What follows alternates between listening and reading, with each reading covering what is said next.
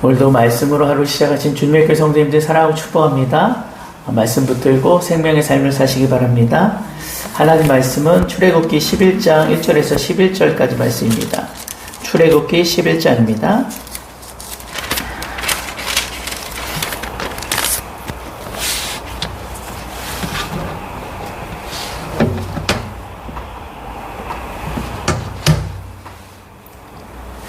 우리 앉으시 기도하겠습니다. 여호와께서 모세에게 이르시기를 내가 이제 한 가지 재앙을 바로와 애굽에 내린 후에야 그가 너희를 여기서 내보내리라. 그가 너희를 내보낼 때에는 여기서 반드시 다 쫓아내리니 백성에게 말하여 사람들에게 각기 이웃들에게 은금패물을 구하게 하라 하시더니 여호와께서 그 백성으로 애굽 사람의 은혜를 받게 하셨고 또 그 사람 모세는 애굽 땅에 있는 바로의 신하와 백성의 눈에 아주 위대하게 보였더라. 모세가 바로에게 이르되 여호와께서 이와 같이 말씀하시기를 밤중에 내가 애굽 가운데로 들어가리니 애굽 땅에 있는 모든 처음 난 것은 왕이 앉아있는 바로의 장자로부터 맷돌 뒤에 있는 몸종의 장자와 모든 가축의 처음 난 것까지 죽으리니 애굽 온 땅에 전무후무한 큰 부르짖음이 있으리라. 그러나 이스라엘 자손에게는 사람에게나 짐승에게나 개 한 마리도 그 혀를 움직이지 아니하리니 여호와께서 애굽 사람과 이스라엘 사이를 구별하는 줄을 너희가 알리라 하셨나니 왕의 이 모든 신하가 내게 내려와 내게 절하며 이르기를 너와 너를 따르는 온 백성은 나가라 한 후에야 내가 나가리라 하고 심히 노하여 바로에게 나오니라. 여호와께서 모세에게 이르시기를 바로가 너희의 말을 듣지 아니하리라. 그러므로 내가 애굽 땅에서 나의 기적을 더하리라 하셨고 모세와 아론이 이 모든 기적을 바로 앞에서 행하였으나 여호와께서 바로의 마음을 완악하게 하셨으므로 그가 이스라엘 자손을 그 나라에서 보내지 아니하였더라. 아멘. 오늘 본문은 출애굽을 위한 10번째 재앙에 대한 그런 경고로 지금까지의 재앙과 달리 결정적이고 최종적인 하나님의 심판이 될 것임을 선언하는 그런 내용입니다. 자, 1절 우리 1절 다시 한번 읽어보겠습니다. 1절입니다. 시작. 여호와께서 모세에게 이르시기를 내가 이제 한 가지 재앙을 바로와 애굽에 내린 후에야 그가 너희를 여기서 내보내리라. 그가 너희를 내보낼 때에는 여기서 반드시 다 쫓아내리니. 자, 1절을 보면 하나님께서 10번째 재앙을 언급하시면서 지금까지 있었던 다른 9가지 재앙을 언급할 때와는 구별되게 한 가지라는 표현을 사용하십니다. 히브리서에서 하나를 뜻하는 에하드라는 단어는 그 용례를 볼 때 이미 언급한 것과 동일한 것을 나타낼 때도 쓰이고 때로는 지금까지와 전혀 다른 것을 지적할 때도 사용하십니다. 그렇게 사용이 되는데요. 여기서는 후자의 의미로 지금까지 내린 재앙과는 완전 차원이 다른 사람의 생명을 빼앗는 특별한 재앙이 될 것임을 나타내기 위해서 이 단어가 사용된 것입니다. 즉 하나님께서 최후의 한 방을 예고하신 것이죠. 첫 번째부터 10번째까지 재앙을 통해 하나님께서는 애굽의 신들을 하나하나 심판하심으로써 하나님이 누구신지를 온 천하에 드러내셨습니다. 그런데 우리가 여기서 한 가지 의문이 들 수 있어요. 왜 하나님께서는 전능하신 분인데 한 번에 끝내실 수도 있으셨을 텐데 이렇게 굳이 10번의 재앙을 통해 구체적인 과정과 단계를 밟아서 여기까지 이르게 된 것이냐는 것이죠. 사실 첫 번째부터 10번째까지의 재앙의 패턴은 거의 동일하고 계속해서 반복이 됩니다. 대상이 계속 달라질 뿐 계속 같은 패턴의 반복이에요. 그럼 하나님은 왜 이러한 방법을 사용한 것일까요? 어떤 목사님은 이에 대해서 이렇게 표현하시더라고요. 바로와 세상을 상징하는 애굽 백성들이 하나님의 말귀를 알아들을 때까지 반복하신 것이다. 저도 이 말씀에 참 동의가 되고 가장 적절한 표현이 아닌가 하는 생각이 들었어요. 그런데 바로와 애굽 백성뿐만이었겠습니까? 이스라엘 백성들은 하나님의 말귀를 한 번에 척척 알아들었습니까? 여러분 한번 생각해 보세요. 지금 이스라엘 백성들은 애굽에 4대를 걸쳐서 400년 이상을 종살이를 했습니다. 그러면 하나님에 대한 이해보다도 애굽에 대한 그 문명과 애굽의 신관에 대한 이해가 더 구체적이고 익숙해져 있을 수밖에 없겠죠. 우리는 일제치하에서 36년간 살았는데도 얼마나 일본의 영향을 많이 받았습니까? 그러면 400년 이상을 애굽에서 산 이스라엘 백성들의 시각과 세계관과 세계 등 모든 그들 속의 이 DNA가 애굽에 익숙할 수밖에 없는 것이죠. 그러한 이스라엘 백성들이 한번 하나님의 재앙이 끝날 때마다 얼마나 깜짝깜짝 놀라고 하나님에 대해서 알 수 있겠습니까? 확신이 들었겠습니까? 그런데 여러분, 이 10가지 재앙이 애굽의 신들을 심판하시는 마치 애굽의 신들과의 전쟁과 같은 대결 구도의 양상을 띠지만, 엄밀히 말하면 애굽에 신이 있었습니까? 한번 생각해 보세요. 애굽에 과연 신이 있었을까요? 애굽 사람들이 그것들을 신이라 여기고 추앙하는 것이지 실제로 신은 여호와 하나님 분 외에는 없는 거죠. 그러니까 당연히 신과 신의 싸움이 성립이 될 수가 없는 것입니다. 그런데 뉘앙스는 꼭 하나님이 대결의 구도로 모세를 보내고 아론을 보내고 때로는 직접 나서시기도 하시면서 여기까지 끌고 오셨다는 것이죠. 여러분, 애굽에도 하나님이 구원할 백성이 있었을까요? 당연히 있었겠죠. 그러면 그들이 평생을 섬기고 의지한 신들이 얼마나 허망한 것들이었는지를, 그들을 구원할 수조차 없는 얼마나 무기력하고 생명력 없는 그런 우상들이었는지를 깨닫게 함으로써 그들의 신관을 완전히 무너뜨리고자 하신 의도가 있었던 것입니다.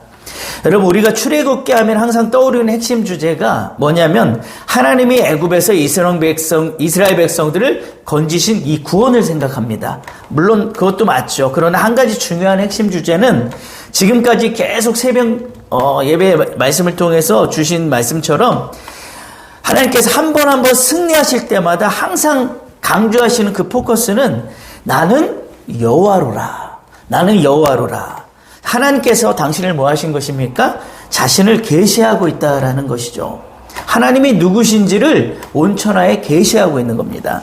그러면 자연적으로 이스라엘 백성들은 하나님이 10번의 재앙을 떨어뜨려 바로와 애굽 백성들을 굴복시켜가는 이 과정을 통해서 하나님에 대한 신관이 더욱 확실해져 가고 또 하나님에 대해 더욱 깊이 알아가게 되는 것이죠.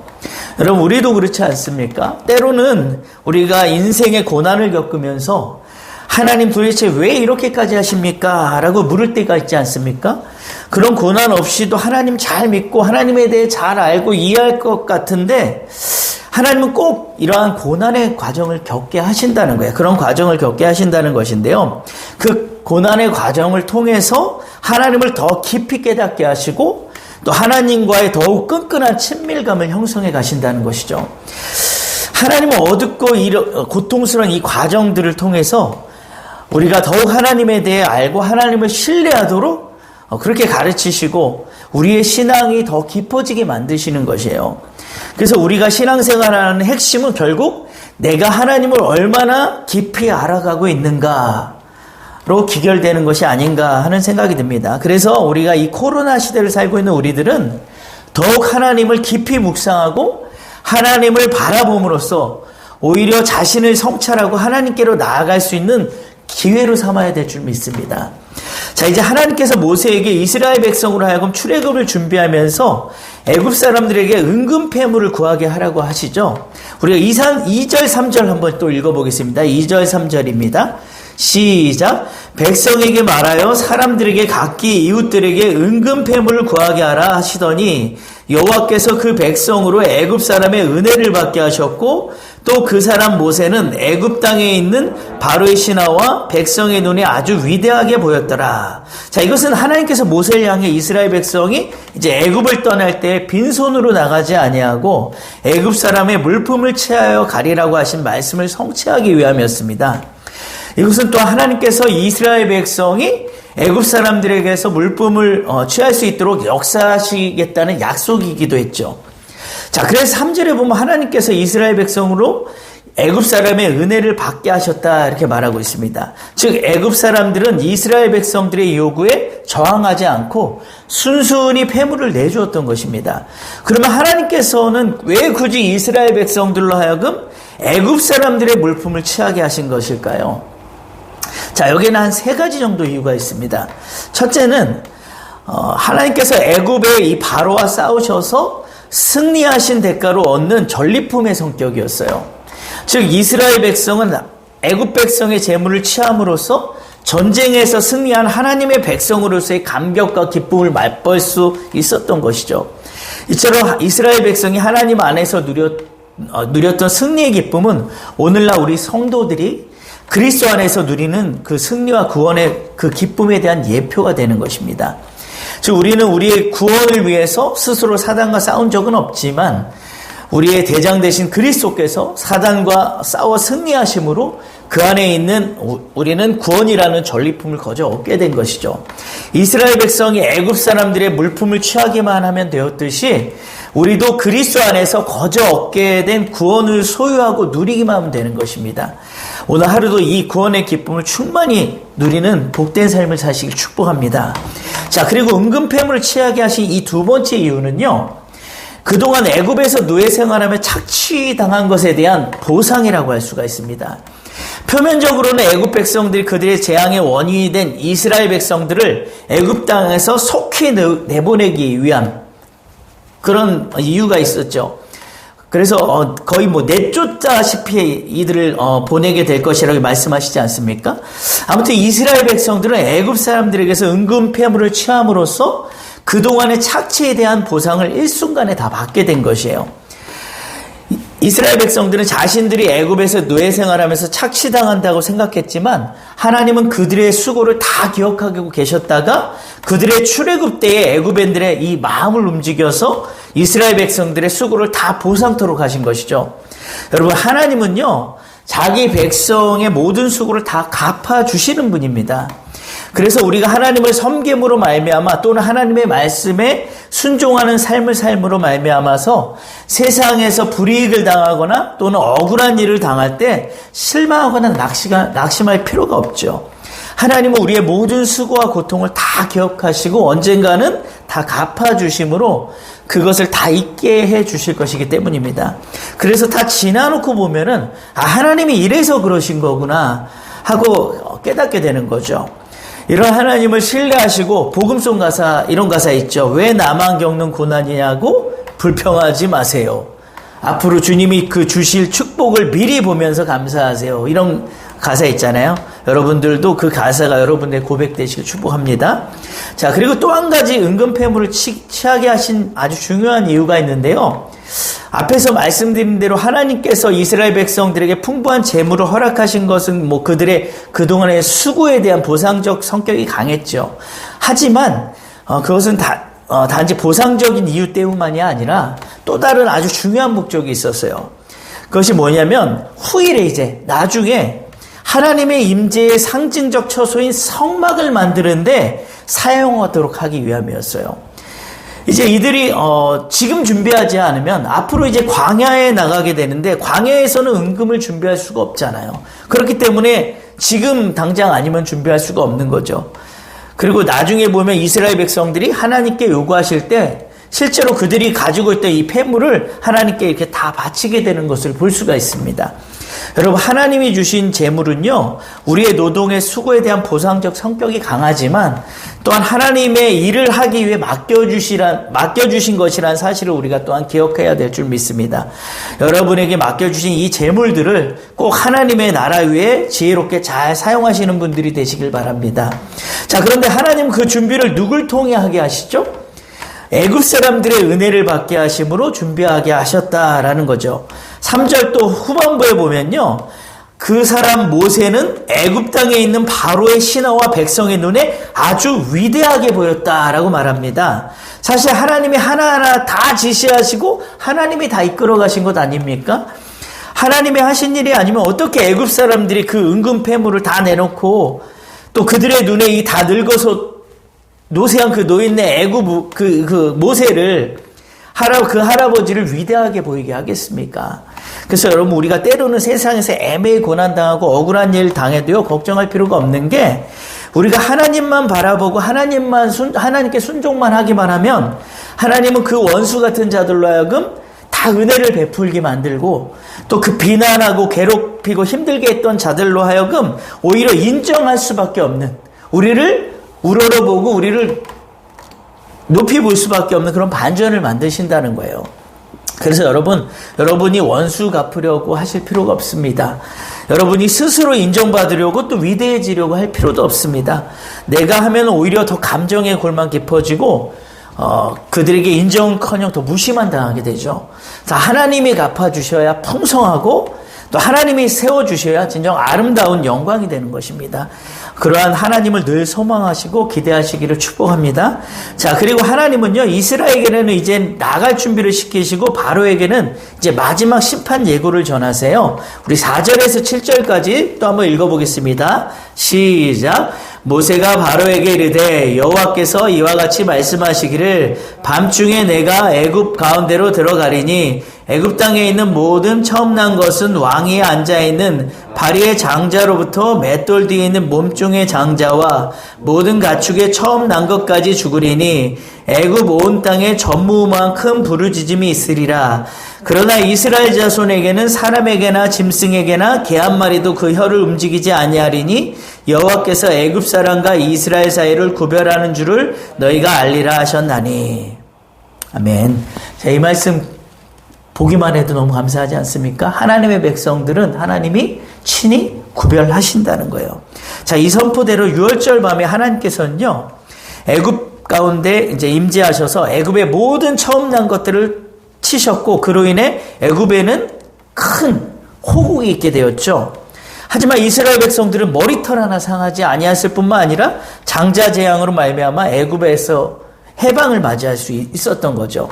결국 하나님의 임재가 애굽인들에게는 두려움과 멸망과 슬픔으로 다가온 반면에 이스라엘 백성들에게는 소망과 기쁨과 구원으로 이렇게 다가온 것이죠. 이처럼 하나님의 임재는요, 사람에 따라서 각기 다른 두 가지 결과를 가져다 준다는 이 사실을 우리가 꼭 기억할 필요가 있습니다. 그리고 하나님께서는요, 애굽 가운데 들어가 장자 재앙으로 심판하시겠다고 말씀하시면서 그 심판의 때를 분명하게 알려주십니다. 그 때를 바로 언제라고 말씀하시냐? 밤중이었다라고 이렇게 말씀하세요. 그러면 왜 하나님께서는 애굽에 대한 이 심판의 때를 밤중으로 정하셨을까요? 그것은 밤중은 이제 영육 간의 긴장이 이제 다 풀어져 버리고 하나님을 잊어버리기 쉬운 때이기 때문이고요. 흑암으로 뒤덮인 때인 밤중에 심판하심으로써 애굽인들로 하여금 더욱 절망하게 하기 위함이었어요. 자, 여러분, 이처럼 이 세상을 향한 하나님의 심판은요, 한밤중에 임하게 될 것이에요. 여기서 밤은 꼭 물리적인 밤만을 의미하는 것이 아니겠죠. 물리적인 낮과 밤을 초월해서 사람들이 영적으로 심히 타락하고 하나님을 잊고 사는 때인 이 영적인 밤을 의미하는 것입니다. 그렇습니다, 여러분. 하나님의 심판은 우리의 영혼이 죄악의 심연에 깊이 빠져서 하나님의 심판 경고에도 불구하고 회개하지 않고 여전히 죄악 가운데 행할 때, 그때 호련히 임하게 되는 것입니다. 그래서 여러분, 노아의 때와 소돔의 때를 기억하라는 예수님의 말씀을 기억하시고, 이 세상의 영적인 밤이 깊어갈수록 온갖 죄악이 더 난무할수록 하나님의 심판의 때가 가까운 줄로 알고 영적으로 늘 깨어 긴장하고 하나님의 심판을 준비하는 저와 여러분이 되어야 될 줄 믿습니다. 이스라엘 백성들이 하나님의 명령을 듣고 하나님의 심판을 준비한 것과 같이 영적으로 깨어 하나님의 심판을 준비하는 자는 하나님의 심판의 밤이 이른다 해도, 아무리 한밤중이 이른다 해도 멸망하지 않고 찬란한 영광의 아침을 맞이하게 될 것입니다. 우리 주님의 교회 성도님들 모두 한 분도 빠짐없이 영적으로 깨어 준비하는 분들이 되시길 축복합니다. 자, 인생이 고통스러운 이유는요, 그 마음의 완악함과 죄악 때문이에요. 바로는 끝까지 이를 인정하지 않고 하나님께 굴복하지 않고 자기 힘을 믿고 욕심을 채우려다가 파멸하는 그러한 인간의 전형이라고 할 수가 있습니다. 하나님의 오래 참으심과 심판 경고에도 끝까지 회개하지 아니하는 자는요, 하나님의 이 준엄한 심판을 면치 못할 것입니다. 우리는 먼저 혹시 나에게는 이 바로와 같은 어리석고 악한 모습이 있지 않은지 늘 살펴야 될 줄 믿습니다. 그래서 그러한 완악한 마음이 혹시라도 내게 있다면 말씀과 성령으로 내 자신을 쳐서 우리가 날마다 회개해야 될 줄 믿습니다. 그래서 하나님의 심판이 유월되는 하나님의 이 거룩한 백성이 우리가 되어서 오늘 하루도 하나님의 구별된 백성답게 감사하고 순종하는 그런 삶을 살아가기를 예수님의 이름으로 축원합니다. 하나님, 그 은혜와 사랑에 진심으로 감사드립니다. 오늘 10가지 재앙의 이 10번째 재앙의 심판의 경고를 통해 우리에게 주신 이 귀한 말씀들을 우리가 깊이 깨닫기를 원합니다. 하나님 아버지, 정말로 하나님께서는 이 말씀을 통해 애굽 백성뿐만이 아니라 또 이스라엘 백성의 하나님이 누구신지를, 정말 온 천하의 하나님이 누구신지를 알리시고자 하신, 그들이 정말 하나님만이 참신이고 유일하신 하나님이심을 알고 깨닫게 하시려는 그러한 목적이 있으셨음을 우리가 또 깊이 알게 하시고, 우리 또한 오직 하나님만이 우리가 의지할 뿐이고 하나님만이 정말 우리의 주가 되심을 우리가 날마다 인정하며 살아가게 하여 주시옵소서. 또한 특별히 하나님께서는 정말 우리의 모든 억울함과 또한 우리의 모든 고통과 고난을 다 기억하시고 그 모든 것을 보상해 주시는 하나님이시며, 또한 많은 자들에게 정말 우리를 비난하고 힘들게 했던 모든 사람들에게 내가 굳이 원수 갚지 않아도 그들에게 또 하나님께서는 인정받게 하시고, 또한 많은 사람들에게 또 높임 받게 하시는 그러한 하나님이심을 우리가 믿고, 내가 굳이 원수 갚으려 하지 않고 내가 스스로 높아지지 않으려는 그러한 우리의 믿음이 되게 또 도와주시고 인도하여 주시옵소서. 하나님, 그리하여서 오늘 하루도 정말 하나님의 이 심판을 준비하는 백성으로서 우리가 항상 늘 깨어있고 기도하며 하나님의 말씀에 순종하며 살아가는 하루가 되게 하여 주시옵소서.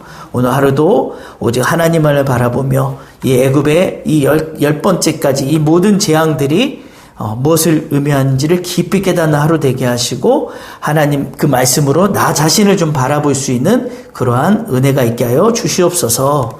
감사를 드리며 거룩하신 예수 그리스도의 이름으로 기도하옵나이다. 아멘.